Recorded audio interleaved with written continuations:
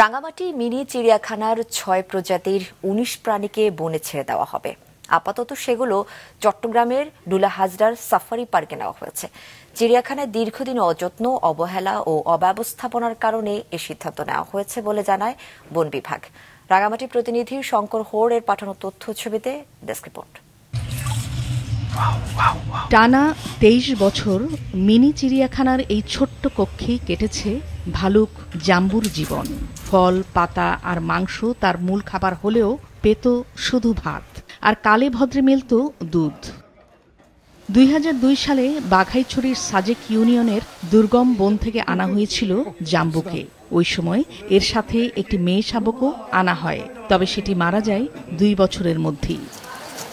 শুধু ভালুক জাম্বু নয়, এভাবে বছরের পর বছর মিনি চিড়িয়াখানার সংকীর্ণ খাঁচায় অবহেলা, অনাহার কিংবা অর্ধাহারে দিন কাটছিল হরিণ, বানর, সজারু, বনমোরগ, কচ্ছপ ও অজগর সহ ১৯টি বন্যপ্রাণীর। বিষয়টি বন্যপ্রাণী সংরক্ষণ আইনের পরিপন্থী বলে জানান সংশ্লিষ্ট কর্মকর্তারা। কোনো ধরনের দেশীয় প্রজাতির বন্যপ্রাণী ক্রয়, বিক্রয়, বন্দি রাখা, লালন পালন করা আইন। এখানে প্রাণীর উপর যথেষ্ট অবহেলা এবং পরিচর্যার যথেষ্ট অভাব রয়েছে। আর যেহেতু আমরা কিন্তু বন্যপ্রাণী আইন, মানে যেটা বন্যপ্রাণী সংরক্ষণ ও নিরাপত্তা আইন ২০১২, এই অনুযায়ী ব্যক্তি পর্যায়ে কিংবা কারো অধীনে মানে লাইসেন্স বা পারমিট ব্যতীত কোনো প্রাণী এভাবে রাখা যায় না। বিষয়টি বিবেচনা করে গতকাল এসব বন্যপ্রাণী বন বিভাগের কাছে হস্তান্তর করা হয়েছে। সেই অনুযায়ী প্রাণীগুলো চিড়িয়াখানা থেকে নেওয়া হয়েছে ডুলা হাজরার সাফারি পার্কে। সেখানে চিকিৎসা শেষে তাদের বনে ছেড়ে দেওয়া হবে।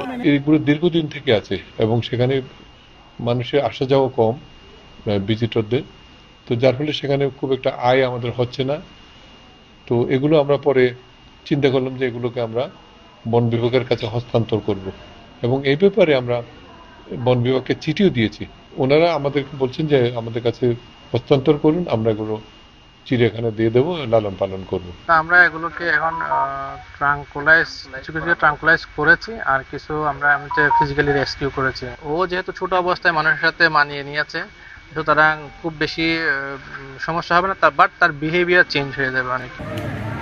এদিকে দীর্ঘদিন পর খারাপ অবস্থা থেকে রুগ্নপ্রায় প্রাণীগুলো মুক্তি মেলায় সন্তুষ্ট দর্শনার্থীরাও। আমরা আসলে খুবই ব্যথিত, কারণ এই চিড়িয়াখানাটাকে অনেক সুন্দরভাবে চালানো যেত, কিন্তু যদিও বা সেটি করা যায়নি এবং সেটি করতে পারেনি, ব্যর্থ হয়েছে আমার মনে হয় জেলা পরিষদ। পরিষ্কার পরিচ্ছন্ন ছিল না, তারপরে এগুলো মানে নির্দিষ্ট টাইমে কোনো খানা খাইতে পারে না, তার জন্য এরা অনেক কষ্ট পাইছে। তো আমরা চাই তাদেরকে নিয়ে গিয়ে আবার আমাদের রাঙামাটি চিড়িয়াখানাটি আবার নতুন করে হোক। ওরা চলে গেছে প্রাণীগুলো, ওরা বেঁচে গেছে, প্রাণী এখানে কমে গেছে, মারা যাচ্ছে।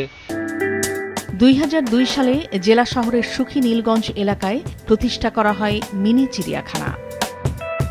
মাছরাঙা নিউজ ডেস্ক।